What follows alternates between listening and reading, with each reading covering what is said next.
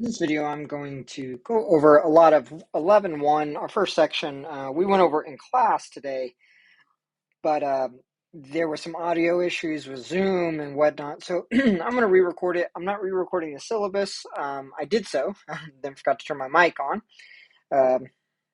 My luck today. So I feel like, and I asked some feedback from some students. I think most of my Zoomers heard all of the syllabus. So if you will, please read through the syllabus and email me questions or ask in class. Everything should be going on Thursday a little better.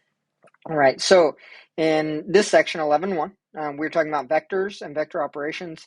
There are two things, and I'm not going to go through a full discussion because I had you guys try to contribute, or you did contribute today, and try to guess what I meant by scalar and vector to begin with. So I'm not going to start all the way over there, but just define these things for you. So there are two things that we use to measure in this section. We have something called a scalar and something called a vector.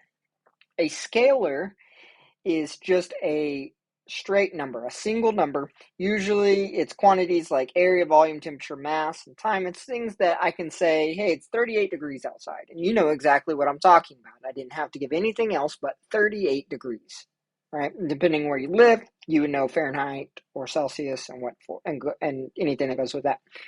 That is a scalar. It's just a single quantity used to represent something, and it's appropriate. It makes sense to measure area in square feet, nothing else. Other quantities, so we have like force, velocity, and acceleration. And in class I talked about the difference between speed and velocity. Speed tells me how fast I'm going, but it doesn't tell me which direction. Velocity tells me how fast I'm going and a direction. So other quantities include a magnitude, that's how fast, right? Or how much something weighs, or the force, or whatever's behind it, and a direction. Direction tells me which way. These things, a vector, cannot be characterized completely by a single number. I can't say, if I was talking about force, right? If I just said 5 newtons, that doesn't really tell me much, just that 5 newtons. Now, if I said 5 newtons, this force was 5 newtons, and it was a direction, right? So maybe 30 degrees away from the x-axis, or different ways we can describe direction. So a directed line segment, or a ray, used in high school geometry, is used to represent such a quantity. So if you look here, we have, that's called a vector. Initial point is where it starts, which is P. Terminal point is Q. And then I have the vector PQ. So notice it's written like this. PQ with an arrow, right? This is called a directed line segment. And we're going to define it also as a vector. That's going to be the main thing we're going to call it, a vector.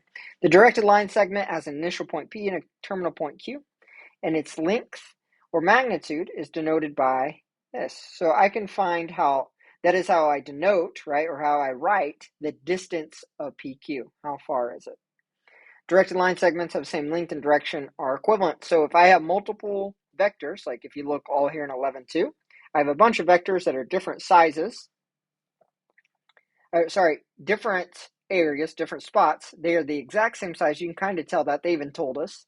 And they all point the same direction. When this happens, these are called equivalent vectors, or equivalent directed line segments.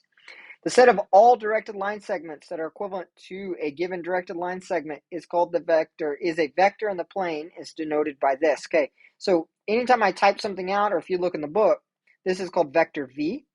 If I don't write it in the book, because I can't bold write, so I would call it vector V, so with an arrow over like that. This is the same thing as PQ in this context, right? It's not always PQ, just in this context, vector V is PQ. Notice that the vector gives us a direction and it gives us a magnitude, right? If we're talking about miles per hour, the distance that the vector is tells us how fast it is. And then the direction tells us the direction. In typical mindset, vectors are usually denoted by lowercase, boldface letters, and then written by hand, they're written as so, which we talked about. Be sure that you understand that a vector represents a set of directed line segments. So it's like if I say if I'm talking about a single vector, it would mean any of these, right? And I could put them anywhere on the page and they count. as the set of directed line segments, each having the same length and direction. Put them anywhere. In practice, however, it is common not to distinguish between a vector and one of its representatives. So we just use one and we say it's all the same, no matter where I put it. Right, so we are going to write out a couple of vectors using points just to kind of get an idea, and we're going to determine if they are equivalent or not. So the vector PQ, I'm going to plot it. It goes from 0, 0 to 4, 3. All right, this is vector PQ.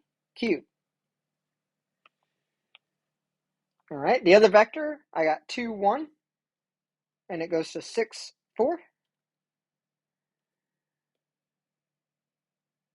There's that vector. This vector is called AB.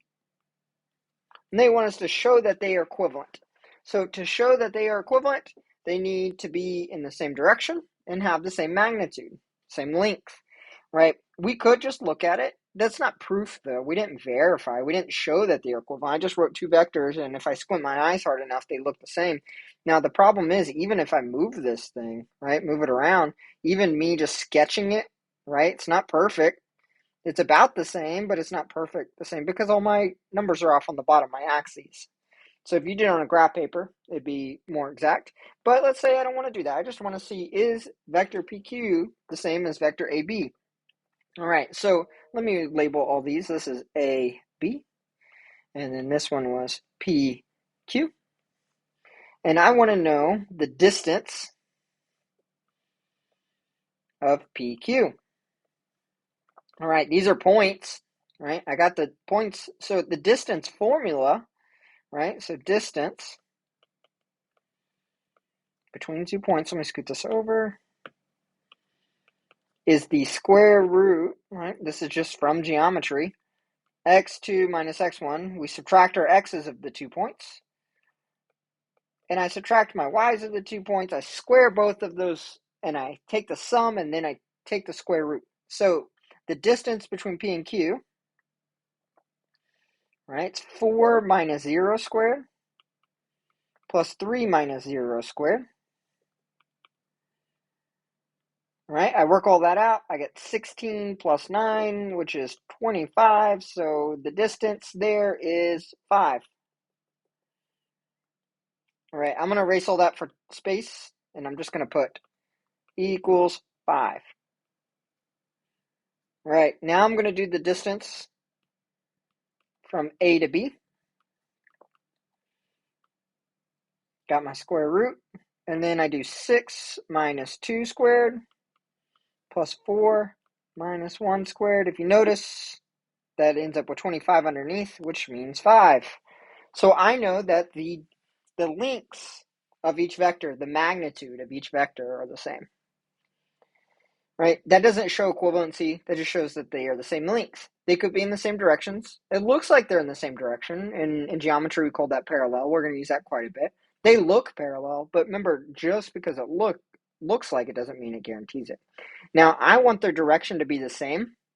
In class, I asked how would I determine direction of a line? And we came up with that if I want the direction of a line by all of our algebra practice that we've had over all the years, we should know this. If I want the direction of a line, I find the slope. So I'm going to say this is the slope